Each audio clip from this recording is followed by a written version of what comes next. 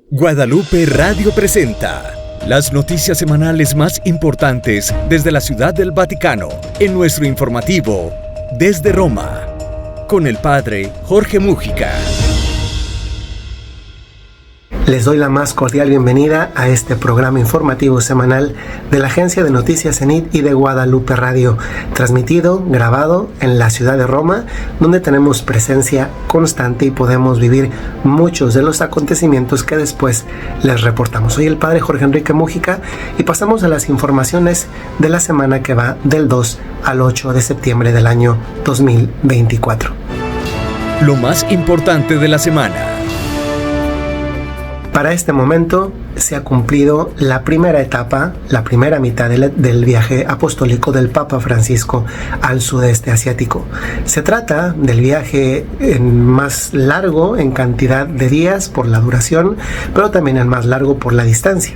Para este momento, la primera mitad, el Papa ha visitado ya Indonesia y Papúa Nueva Guinea. Ambos países son países donde los católicos son una minoría, especialmente en Indonesia, que es además el país con más musulmanes en todo el mundo. Ahí, uno de los momentos más entrañables ha sido la inauguración del túnel de la amistad. Se trata de un túnel que une la mezquita con la Catedral Católica de Yakarta.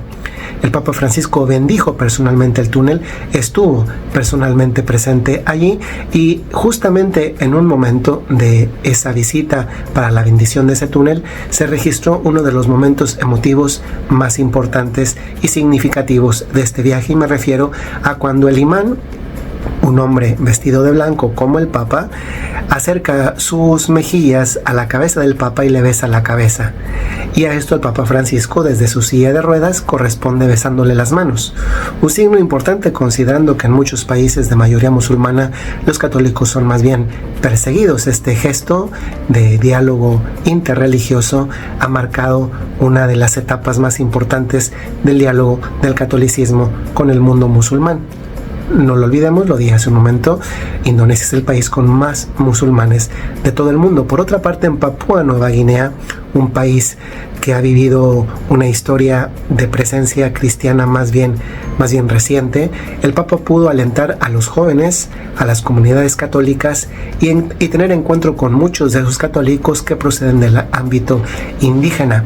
Por otra parte, antes de que el Papa se fuese de Indonesia, que fue el primer país visitado en este recorrido, en este viaje pastoral, el Papa Francisco dejó 7 personas en la cárcel, y por una razón. La policía de Indonesia capturó a 7 personas que planeaban un atentado contra el Papa Francisco.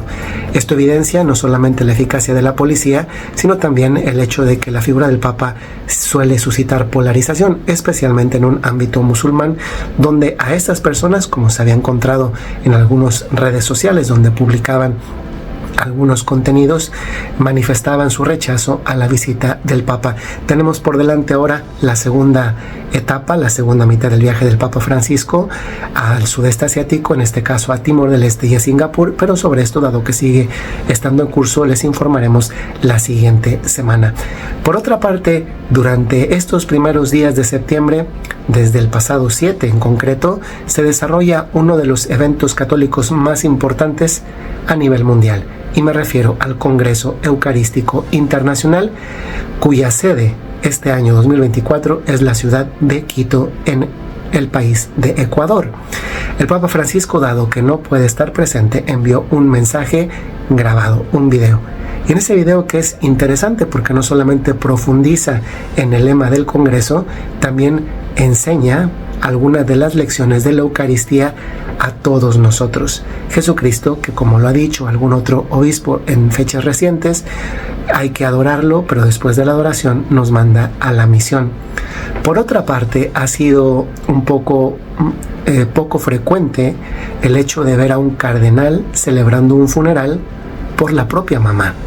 Y es que usualmente los cardenales suelen ser personas pues de una cierta edad, en la que habitualmente las mamás, debido a esa edad, ya no están con ellos. Pero en el caso del cardenal secretario de Estado, a quien por cierto, y debido a lo que voy a decir, no habíamos visto acompañando al Papa, y siempre el secretario de Estado es uno de los miembros del séquito pontificio, no lo ha estado acompañando en este viaje al sudeste asiático, y la razón es que murió la mamá del cardenal Parolin, el cardenal secretario de Estado, que jerárquicamente hablando es el número 2 después del Papa en la Iglesia Católica. Pues el cardenal Parolin celebró el funeral por su mamá, una mujer de 94 años que falleció a inicios del mes de septiembre, y cuyas fotografías que hemos publicado también nosotros en Cenit del funeral, e incluso la homilía misma, con palabras bastante entrañables de un hombre que agradece la fe, como muchos que le hemos recibido, a nuestra madre, y que además también nos la ha cultivado. Es poco frecuente ver a un cardenal celebrando un funeral por la mamá, pero en este caso hemos podido ver a uno, y nada más ni nada menos que al cardenal secretario de Estado, el número 2 del Vaticano, celebrando el funeral por su propia madre. Pasando a informaciones de la Iglesia, esta semana pasada fue llevado a la cárcel un cristiano no católico, pero cristiano irlandés, Enoch Burke. Este hombre, un profesor joven irlandés, se ha opuesto a usar los pronombres de la ideología de género. Como ustedes sabrán, los pronombres personales para dirigirnos a las personas, si son hombres es él y si son mujeres es ella. La ideología de género no solamente propugna una aberración semántica, sintáctica, gramatical, lingüística, como usar un pronombre nuevo, sino que además ahora busca penalizar a quien no lo usa. Y en este caso, este profesor, Enoch Burke, fue penalizado por no dirigirse a sus alumnos con el pronombre de la ideología de género en neutro. Este profesor se ha opuesto, ha seguido asistiendo a la iglesia, a la escuela donde sigue siendo profesor, y la policía irlandesa recientemente ha ido a apresarlo para meterlo a la cárcel.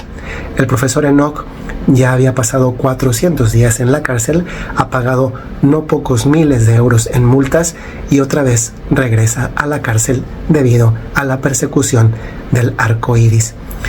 En Nigeria, los obispos nigerianos han hecho en su reciente conferencia anual, asamblea plenaria, una de las declaraciones más fuertes manifestada como preocupación, y me refiero a la denuncia de que muchos sacerdotes, lo cual no solamente aplicaría a Nigeria, pero en este caso ha tocado a la Iglesia Católica en Nigeria, se están dedicando cada vez más a sus apostolados o ministerios personales, más que aquello a lo que están obligados, que es la atención pastoral de las personas en las parroquias, si son sacerdotes diocesanos, o en los ministerios o apostolados institucionales de sus congregaciones.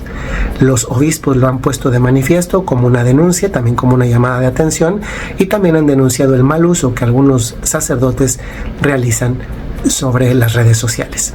Por otra parte, la semana pasada hemos sabido de una nueva iglesia, en este caso en Saint-Omer, en Francia, que ha sido incendiada a propósito.